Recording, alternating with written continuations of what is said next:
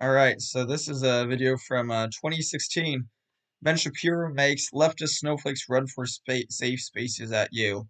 So this is just a sort of speech that Ben made back then.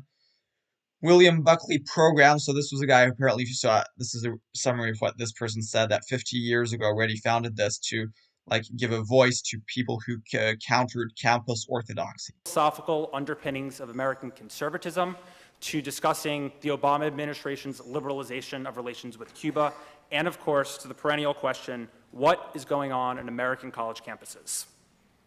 For those of you who observed the events of last fall from afar, let me make this much clear.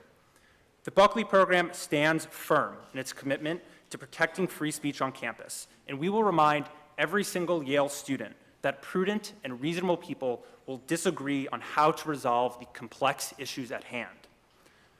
To freshmen and upperclassmen who are interested, and now to introduce our esteemed guest, a graduate of UCLA speaking on white privilege, multiculturalism, and other leftist myths, Mr. My mother will finally be pleased that I got to Yale.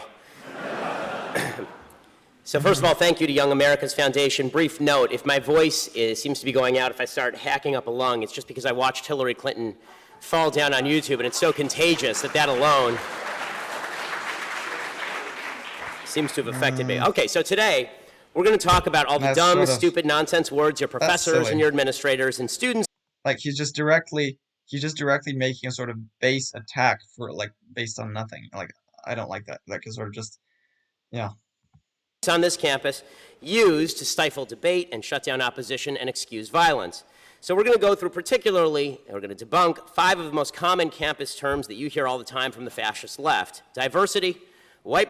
Again, he's just being excessively aggressive and at the same time completely blind to the flaws of his own side.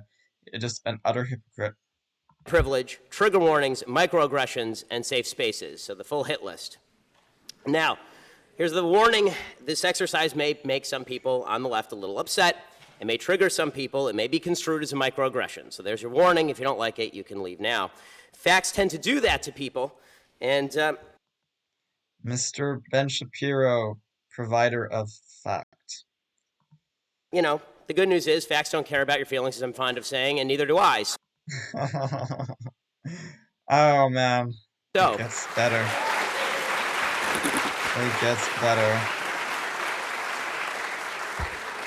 With that said, let's jump right in. So let's start with the first nonsense term the left likes to use, and that is diversity. So a few months back, I spoke at Cal State University, Los Angeles. A few days before I was scheduled to speak,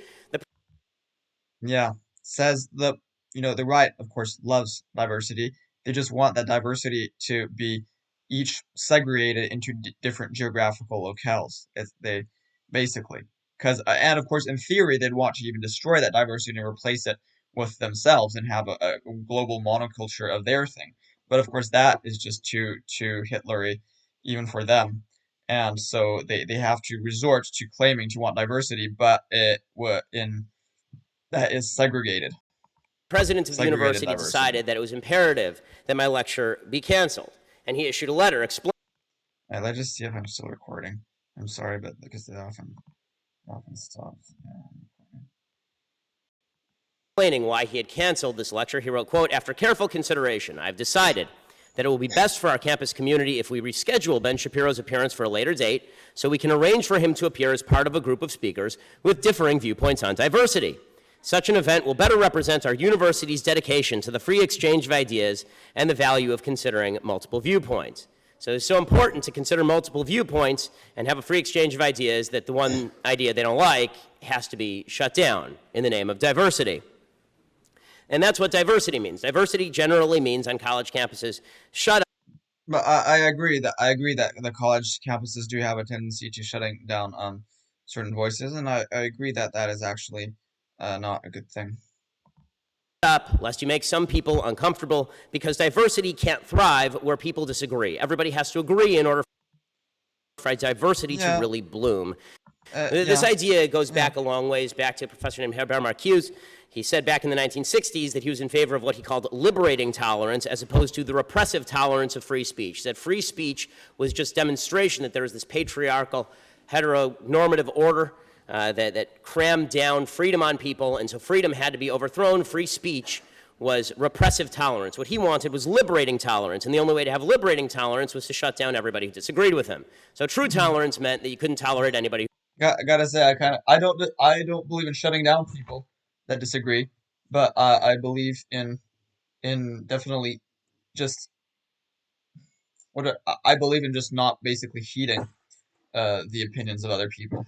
Like I believe you just should do things regardless of like what other people think. You should just do the right thing.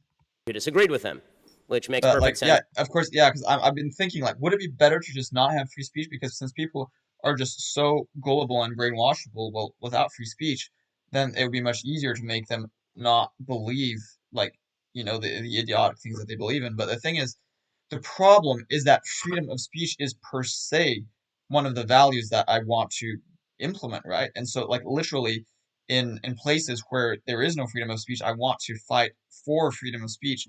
So I mean, it would really be frustrating and self-defeating in at least in that respect to stifle speech so as to create more support for your other policies. Um, then it'd literally be losing one of the key policies I believe in so as to attain the other ones, and I just don't want that. But it's just so frustrating to me how people can just be so idiotic, even when they've got access to so much information. They're not able to actually properly, properly analyze it and come up with the right conclusions. If you're highly educated, but makes no sense if you have a basic shred of common sense. Marcuse's ideological grandchildren now run the campuses. So when I got to Cal State LA, a near riot broke out. The reason that I have security, I didn't have to have security a year ago when I did speeches, but because of all the security problems that we've had at my speeches in the past, I now have to have my friends in security. Students barricaded the doors, people pulled fire alarms, all in the name of diversity, all to show that this is what diversity was really about. And wasn't it just wonderful? Which begs the question, if the left doesn't care about diversity of thought, what exactly do they mean by diversity? Now, we all know what the left means by diversity. What the left means by, well, I haven't said anything bigoted yet, so you might want to wait.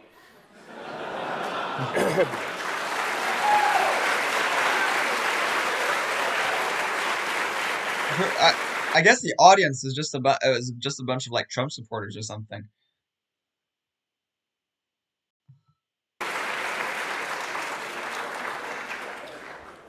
What the left means is racial diversity. But racial diversity, as we all know from being decent human beings, really shouldn't mean much. A racially diverse criminal gang isn't a better enterprise than an all-black church choir. Values matter significantly more than melanin level. And if you believe the opposite, this makes you a racist. Racial diversity doesn't mean anything. Yeah, I completely agree with that. And to some extent, I'd like to say that that's not what these leftists believe in, but to some extent, in practice, it sort of is. So, yeah. Decency means something. Diversity is not a bad thing, but it isn't a good thing unless the people who are racially diverse are also decent.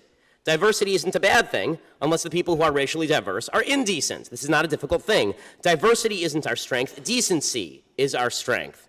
Robert Putnam is the author of a book called Bowling Alone, big New York Times bestseller. He's on the left, and he used to believe in this mantra, diversity is our strength. And then he started doing experiments regarding communities, and what he saw was that in diverse communities, racial, ethnic diversity, which these days comes along with diversity of fundamental values, thanks to the multicultural left, it didn't lead to better, more cohesive, and more tolerant communities. And again, this is Robert. Yeah, again, that's why I'm completely, he said diversity of values, and that doesn't lead to cohesive communities at all.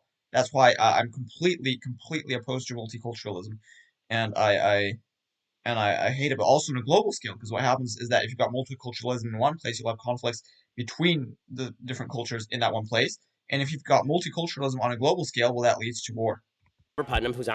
And of course, they don't call it multiculturalism. Apparently, it's called ethnopluralism. So that's what the right says. Oh, let's have ethnopluralism, and they pretend it's different, but fundamentally, it comes to the same. On the left, he wrote this. He said, the only two things that go up as diversity of your census tract goes up are protest marches and television watching. He concluded that the only way that you could actually create social capital, and social capital, of course, is the thing that allows you to leave your door unlocked at night and allows your neighbor to babysit your kids. The only thing that leads to that is decency, shared values. The only thing that allows... Yeah, shared values, and not any values, okay? good values. People of diverse backgrounds not to be polarized by tribal identity, to live together and to overcome their tribalism is decent Yep. Well, please then stop fighting in the favor of like national level tribalism, okay? behavior. But unfortunately, the left only cares about racial diversity. That's all they care about. It's a racist philosophy, and they make themselves feel good Yeah, it is actually racist. by saying they stand for racial diversity rather than values. No objective standard of behavior, just the level of the melanin in your skin is what counts, or the country that you came from, or the ethnicity of your parents. Which means that, for example, at this university, the Yale Dramatic Association Board holds new auditions for a play after people whine that a white woman was cast in a role normally played by a black man. It doesn't matter that the white woman was auditioning next to 9 people of color who auditioned. She won the part. The black people didn't. That meant that they had to redo the auditions. And the board said, quote, "We recognize the pain that this situation has caused, and that this new decision may come too late for some and may hurt others." It sounds like there's a murder plot or something. Still, we hope that reopening auditions will give the Yale community another opportunity to bring new and varied voices to the stage, except, of course, for Sarah Chapin, the white woman who is thrown out of the role. She can go screw herself because she's a white woman who happened to beat out some people of color for this role. So she has to lose, they have to win, not because of merit, not because of standards, but because of the color of her skin. What underlies this notion that diversity of skin color ought to matter more than decency? Well, the left, basic leftist philosophy, believes in equality of outcome and what they like to call fairness. Not fairness of opportunity, meaning lack of government obstacles, fairness of outcome. Yeah, no, fairness. Yeah, fairness of outcome is not the same as equality of outcome. Equality of outcome would be everyone earning exactly the same, for instance, right? Or everyone having exactly the same power or like the same rewards, more importantly. But fairness of outcome is where you've got like if you work harder, well then you earn more, and if you work less hard, you earn less. That is fairness of outcome. And honestly, I don't think that Republicans don't believe in fairness of outcome. I'm sure they do believe in fairness of outcome. But the problem is that they think that the market provides a fairness of outcome, and it doesn't. One thing to understand is that the market provides fairness of that it provides fairness from the perspective of the consumer, but not from the perspective of the producer. So basically, as a consumer, you will buy things at their fair price, but as a producer, you're likely to not be compensated fairly for the work you've done. And so that's what's actually like that's how basic income can work in the sense and be perfectly fair, precisely because there's fairness from the perspective of the consumer. So if everybody gets given the same money, that means they're literally going to be all at the same level. Um, Whereas, like if you get given freedom of opportunity as a worker, you're not going to have that same fairness in a free market system. Thomas Sowell calls this the quest for cosmic justice, the idea that you need a fair outcome. That's what guarantees equality. Real equality is fairness of outcome. Inequality means inequity. By the same token, if there are 2 people in a room and one person is rich and one person is poor, something bad has happened. Yeah, yeah. I mean, if the rich person has worked a lot harder, then that's fair. But we know that that usually isn't the case. Inequity has taken place. And if it turns out that one group of people with one skin color doesn't do as well economically as another group of people with another skin color, the left believes fairness of outcome hasn't been achieved, which means that the people who are in the group that's Yeah, but here's where you get the mistake. Here is like where both like are wrong. Because basically, freedom like if systematically black people were to decide to work less just because collectively they don't like to work as much, well, then it would be normal to see that black people be poorer. And it's possible that that is actually true to a limited extent, but the thing is that the income disparities would be much much less than what they're actually now. They're like now they're well, especially the wealth disparities, they're like 10 to 1, that's right. It's enormous. And that's just for like the median. And so um like logically, there would be much less disparity if the system was actually fair. I'm not saying equal. I'm not saying that everybody would be at the same level. It would be normal, for instance, if white people worked a bit harder, then they would be a bit richer. But the thing is that they're a lot richer, and that obviously shows that it's unfair. underachieving economically, that group is victimized. The people in that group are victimized. They've been sinned against. The left believes that freedom and liberty in America, the philosophy of individualism, this is insufficient to guarantee equality. If it were sufficient, we'd all But end it up. is. It is insufficient. It is insufficient because the market is fundamentally unfair. It basically operates in a semi-lottery fashion, and also not just a lottery fashion, but it tends to amplify the gains of a few privileged people. In the same place. At the end of our lives, we'd have the same amount of wealth, we'd have had the same amount of education, but we don't. And so the left believes inequality equals inequity, and they are the same thing. So, what's to blame for all of this inequality and inequity? And this brings us to our second disgusting term of art, white privilege. According to the left, if there's inequality of outcome, there must be some shadowy, evil white privilege out there in the ether that is quashing people of other colors. That white privilege is inherent in everything from capitalism to free speech. You can't escape it. It's like Casper the Friendly Ghost. You can't see it, but it's there. Any system that doesn't result in racial I kind of felt flat, unfortunately. But diversity must be the result of this evil, terrible white privilege that all people of color suffer under and all white people. yeah, but I agree that at this point that the issue isn't so much the racial aspect. The issue now is simply precisely that the free market doesn't produce equitable outcomes. Benefit from. So we have to tear down the system. We tear down white privilege. That's the solution. And this is a pretty seductive idea. It's a pretty flattering idea. The campus left simply gives people a feeling of virtue by counting them as members of a victimized identity group. If you're an underachieving black woman, it's not possible. It's just not possible that you're underachieving because you're not working hard enough or because you took the wrong classes or made the wrong decisions. You must be failing because the system hates you. If you're an underachieving gay Hispanic man, you must be failing because the system has been keeping you down. Now, by this logic, the true bad guys in the world are the white heterosexual cisgender males, of course. The system was That's built by those mean. evil white heterosexual cisgender males, the founding That's fathers, actually in order to mean. keep everybody else down. They designed a governmental economic system to protect their own evil interests at the expense of minorities everywhere. And this white privilege extends to all areas of American life. It is inescapable. You're born into it so long as you are white. You're born with a heavy burden on your back that can never be alleviated if you are non-white. Now, there is good news. If you're starting to get depressed because you're a white heterosexual cisgender male in the audience, all 7 of you, if you're starting to get depressed about all this, there's good news. We can alleviate your burden of being a white heterosexual cisgender male, but only if you admit your guilt and make penance. So the process is easy. All you have to do is acknowledge that everything that you've done that's caused you to be successful is actually not a result of your decision-making or your parents' decision-making. It's a result of your privilege. It's a result of the fact that America is a deeply racist and evil place. Well, I would say that my position in life is a result of privilege, but not white privilege, but of being born in rich country privilege. And that is the real issue. And again, it brings me back to the whole issue of nationalism, and that is the real the biggest issue. And just being born in a rich middle class for rich country, for really like decent middle class for rich country, uh, privilege.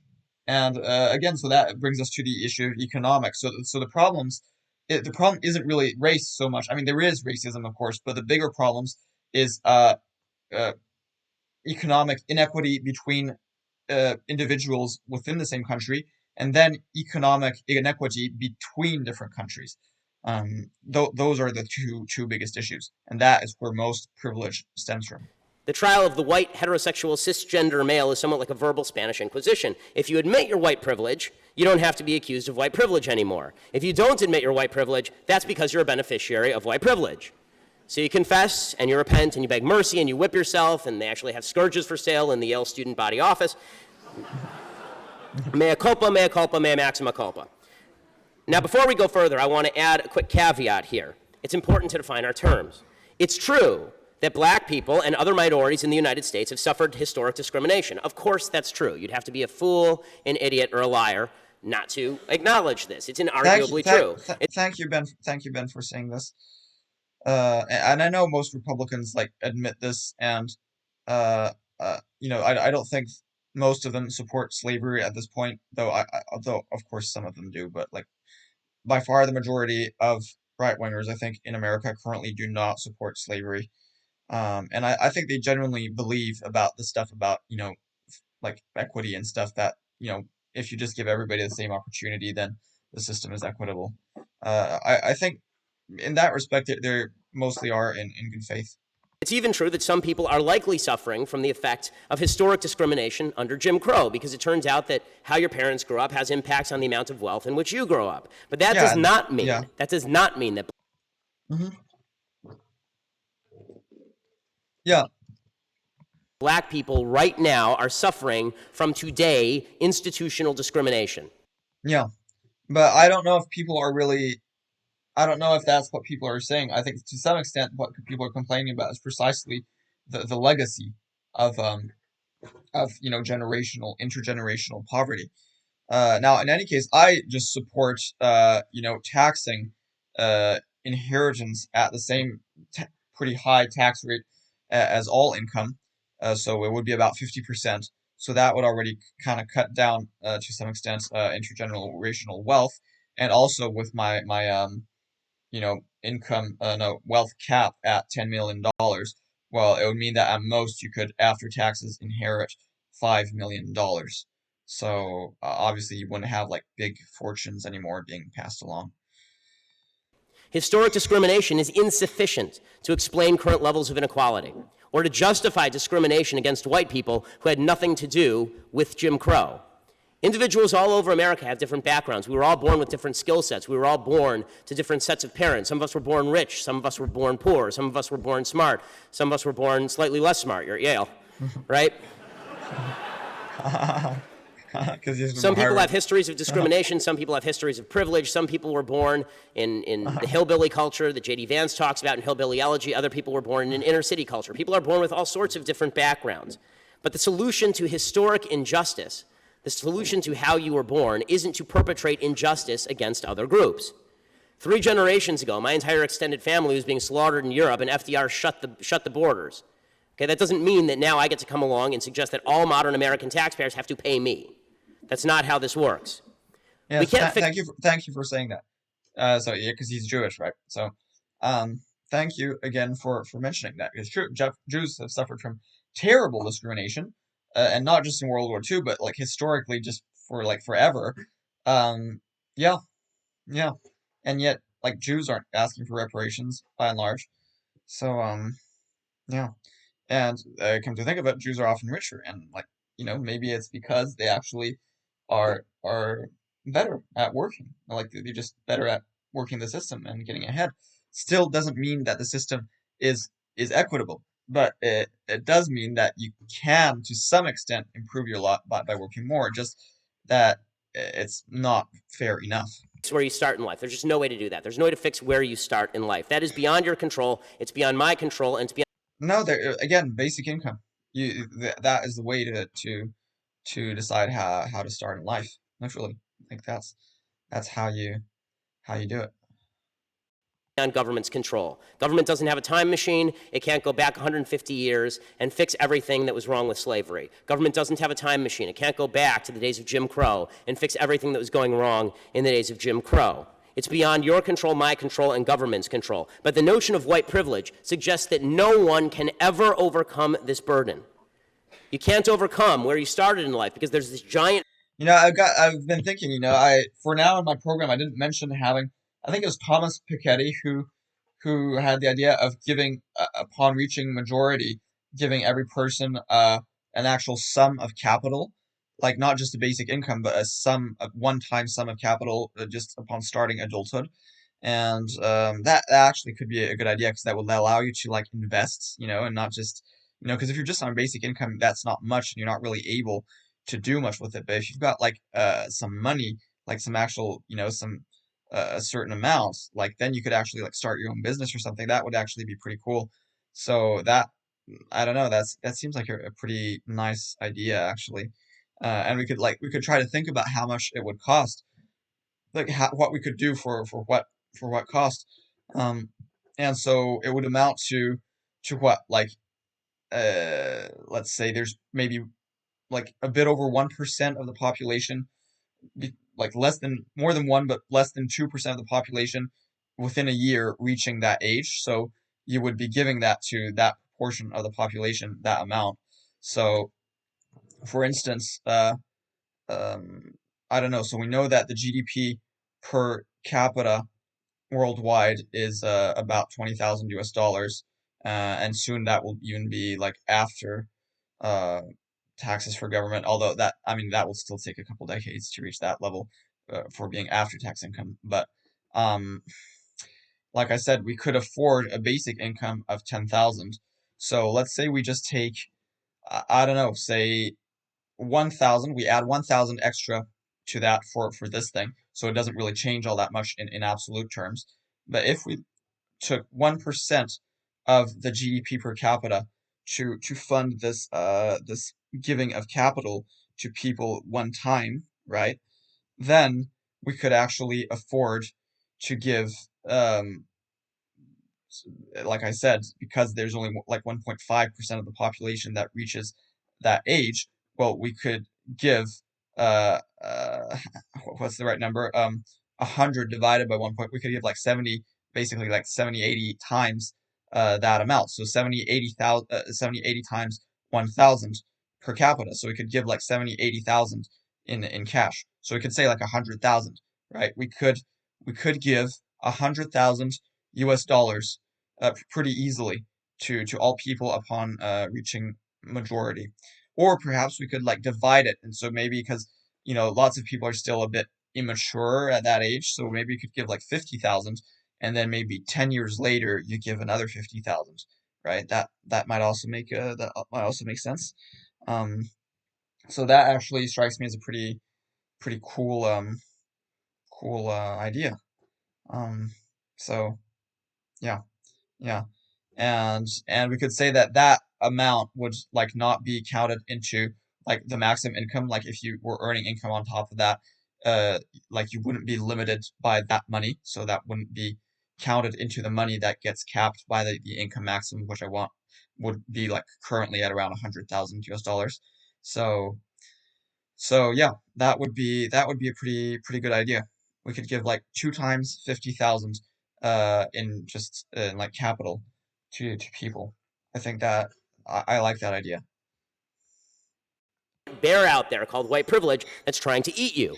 And even if you make the right decisions, this is what's so crippling about the white privilege discussion. Even if you make the right decisions in life, even if you do the right things, not the wrong things in life, you still won't succeed because there's this monster on your back called white privilege. And that is a lie. That is an absolute outright lie. In general, Well, it's not a complete lie because we know that there's discrimination in hiring, so it's not a complete lie.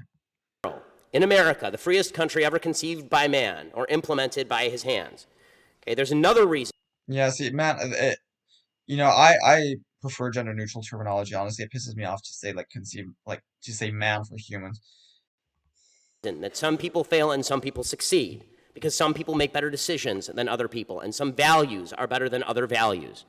Perhaps equality of opportunity only exists so long as people are willing to take advantage of those opportunities. It turns out that's the truth. White privilege isn't reality. It's a cowardly way, a chicken way, to blame someone else for your failures to live up to decent, responsible standards. Whites are not born with a genetic predisposition to doing the right, responsible thing. They're not born into an arbitrary moral system that only benefits whites. There are three simple life rules, actually. If you want to avoid permanent poverty in the United States, according to the Brookings Institute, which is the left-leaning institute, you only have to do three things to avoid permanent poverty in the United States. Very simple. Graduate high school, get a job, don't have babies before you're married. That's it. You just do those three things, you will not be permanently poor in the United States of America. So here's Again, the very subtle pro marriage propaganda. truth. Okay, there is certain privilege, but it's what I like to call decision privilege. Certain decisions are going to privilege you and your children. You're going to have a better life if you pay attention to these things, and they're things that are in your control or in your control on behalf of your children. For example, it turns out the greatest privilege in American life is not white privilege. You want to talk about being born into privilege? The greatest privilege in American life is being born into a two-parent family. And that's true Hmm. for every race. This has nothing to do with race.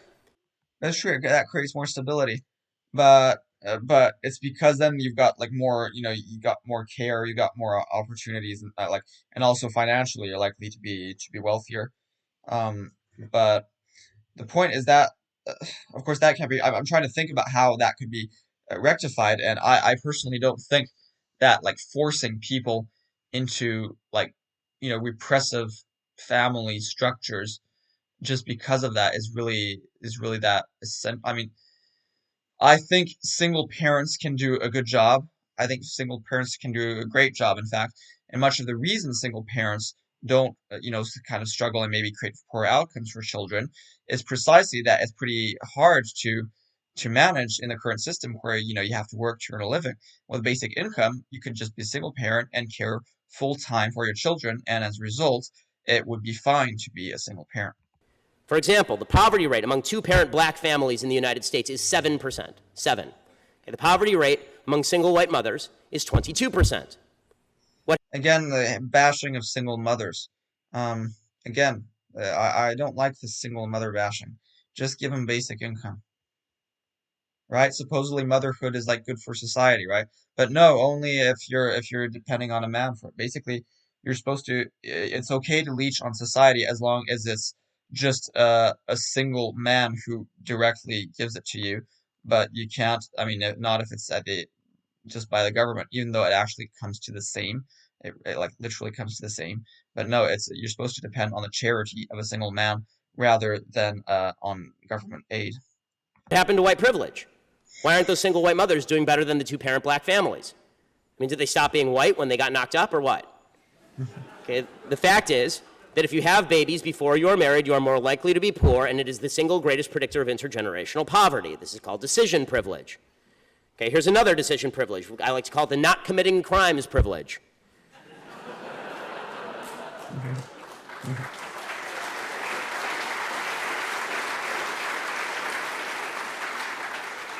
The higher criminality rate in the black community is not the result of some evil white system of skin privilege. It's the result of individuals being criminals. If you don't want to go to jail for murder, I have a quick and handy rule. Don't kill anyone. Here's the fact about that.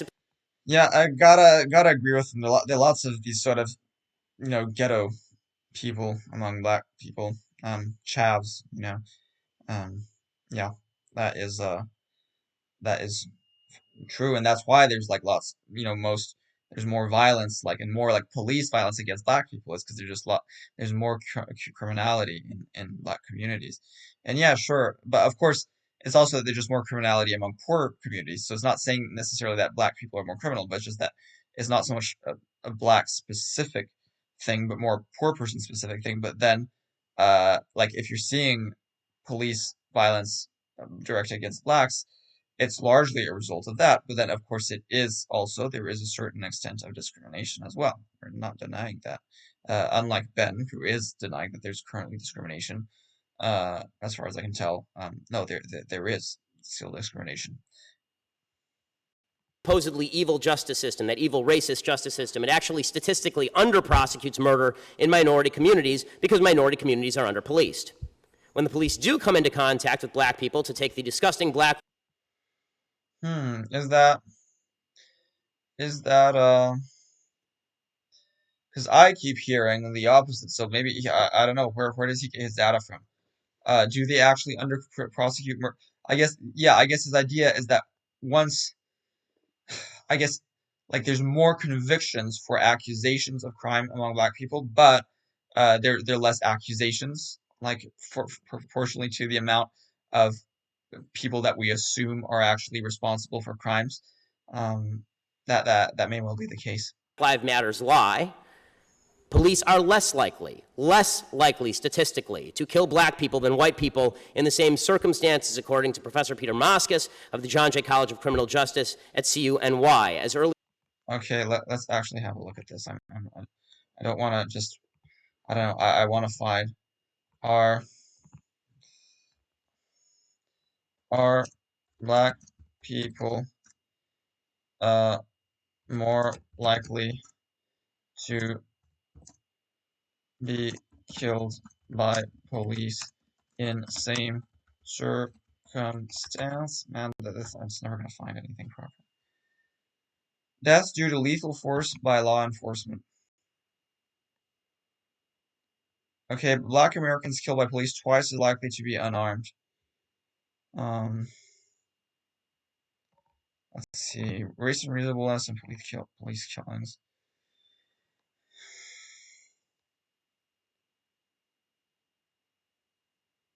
Okay.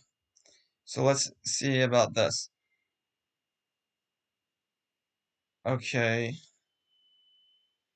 Victims were majority white but disproportionately black, with a fatality rate 2.8 times higher among blacks than whites.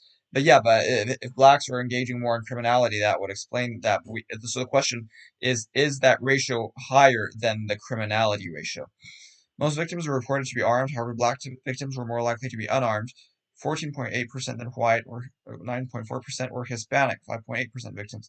Okay, but then that would also mean that whites are being targeted compared to Hispanics in this case. So we should also maybe have a White Lives Matter movement when in comparison to Hispanics, right?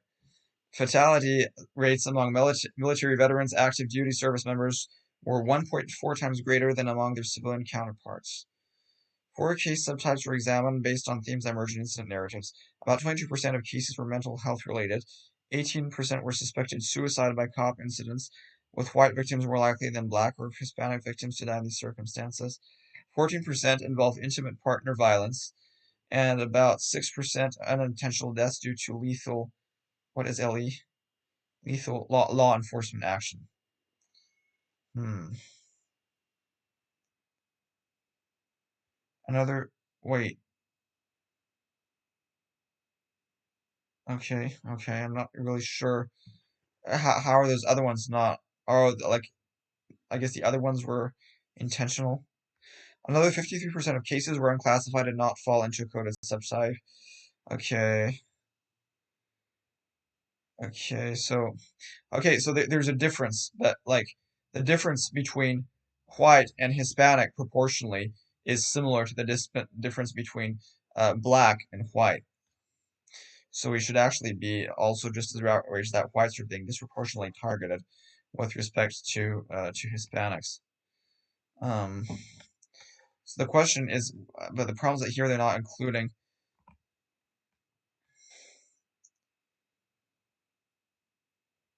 We find that across several circumstances of police killings and their objective reasonableness, black suspects are more than twice as likely to be killed by police than are persons of other racial or ethnic groups, even when there are no other circumstances during the encounter that would make the use of deadly force reasonable.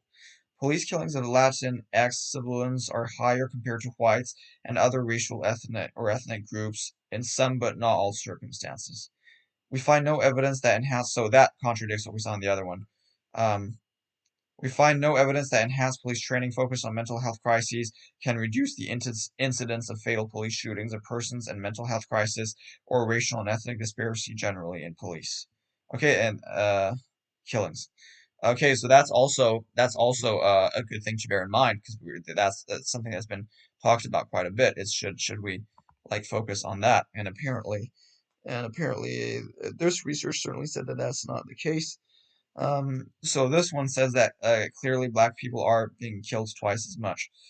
But what's important also to note is that overall people are just being killed by the police like uh, something more than 10 times more than it's not even more. No, I think it's more like hundreds, like several hundreds times more or something than in like other developed countries. So that is like the bigger issue, really. But obviously that there is still discrimination here, racial. I mean, there's a racial sort of context. But even then, you could say that maybe they're making like a priori kind of judgments based on, the knowledge that black people are more disproportionately likely to be criminals, and so as a result, they'll be disproportionately likely to make use of violence. Um, so in that sense, you could make a case that, they're making a sort of a priori presumption, of criminality based on race, which like statistically wouldn't actually be mistaken.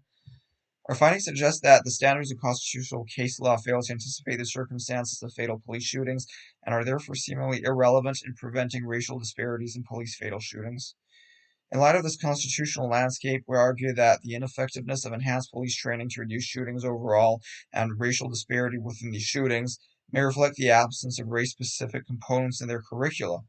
We suggest that the addition of training components that specifically address the role of race in officers' perception of risk and their decision-making and potentially dangerous interactions with citizens may remediate both the incidence of police shootings and their apparent racial and ethnic disparity. At the same time they're saying that training in mental health doesn't seem to do much. So I'm not sure if this would really. I'm not. I'll just stay at the abstract because I'm not really. Um, yeah.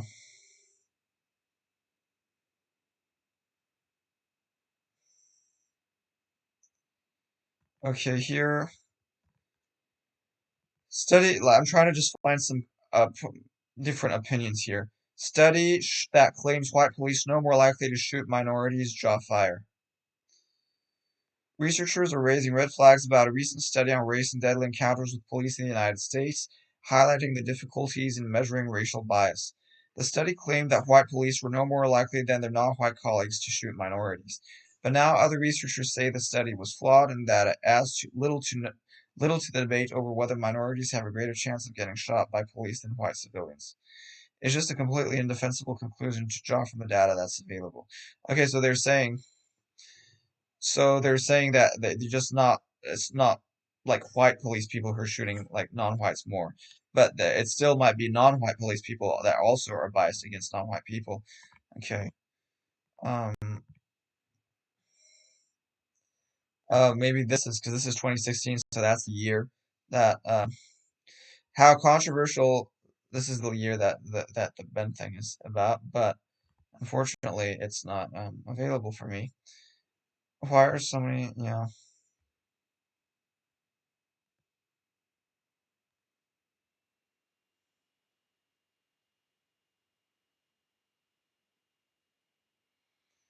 No, I mean there overall definitely looks like there are you know there's more killings of black people. Um, empirical analysis of racial differences in police use of force. Uh, Here on non-lethal uses of force, blacks and Hispanics are more than 50% more likely to experience some form of force in interactions with police. Adding controls that account for important context and civilian behavior reduces but cannot fully explain these disparities. On the most extreme use of force, officer-involved shootings, we find no racial differences. Uh, okay, and wait, and this is the entire U.S. Okay, we find no racial differences in either the raw data or when contextual factors are taken into account. We argue that the patterns of the data are consistent with a model in which police officers are utility maximizers, a fraction of which have a preference for discrimination, who incur relatively high expected costs of officer-involved shootings. Hmm. Okay, what exactly does that mean? Um, okay, I'm gonna skip towards. Okay, so yeah, this was data from Houston, Texas.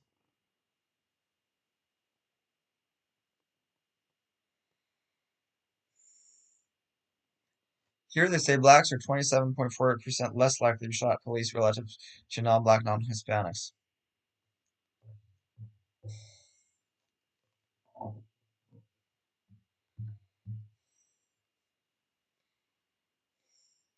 Yeah, caveat. First of all but one data set was provided by a select group of police departments.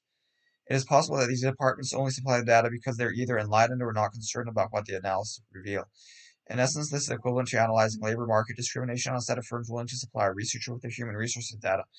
There may be important selection who is willing to share their data. The Police Public Contact Survey partially sidesteps this issue by issuing a nationally representative sample of civilians, but does not contain data on officer-involved shootings. Relatedly, even police departments willing to supply data may contain police officers who present contextual factors at the time of an incident in a biased manner, making it difficult to interpret regression coefficients in the standard way. It is exceedingly difficult to know how prevalent this type of misreporting bias is. Accounting for contextual variables recorded by police officers who may have an incentive to distort the truth is problematic. Yet, whether or not we include controls does not alter the basic qualitative. I'm sorry, I'm tired. Qualitative conclusions. and to the extent that there are racial differences in underreporting of non-lethal use of force, and police are more likely to not report force used on blacks, our estimates may be a lower bound. Not reporting officer-involved shootings seems unlikely.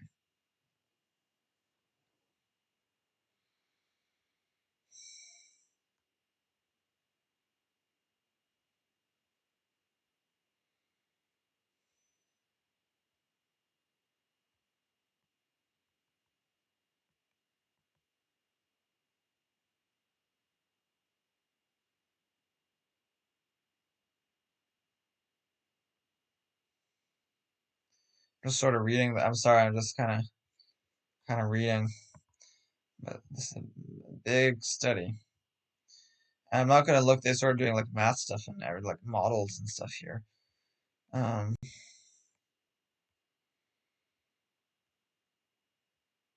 yeah. Very little data exists to understand whether racial disparities in police use of force exist or might be explained by situational factors inherent in the complexity of police-civilian interaction. Basically, I think it's pretty hard to know, and some studies seem to show that there actually isn't generally bias. My guess is that likely some police officers are biased and others aren't.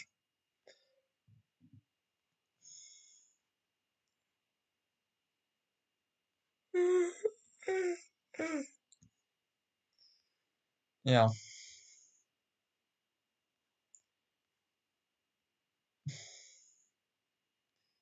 Oh, and this is Scholar. No, I mean it's Scholar at Harvard, so this is even from Harvard.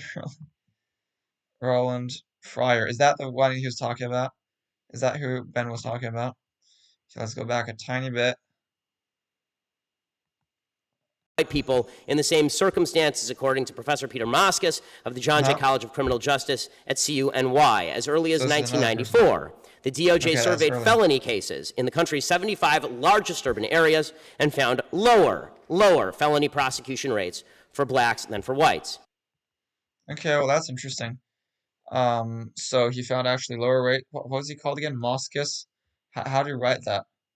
How is that written? Moskos. Moskos. I don't know how you write this. Mos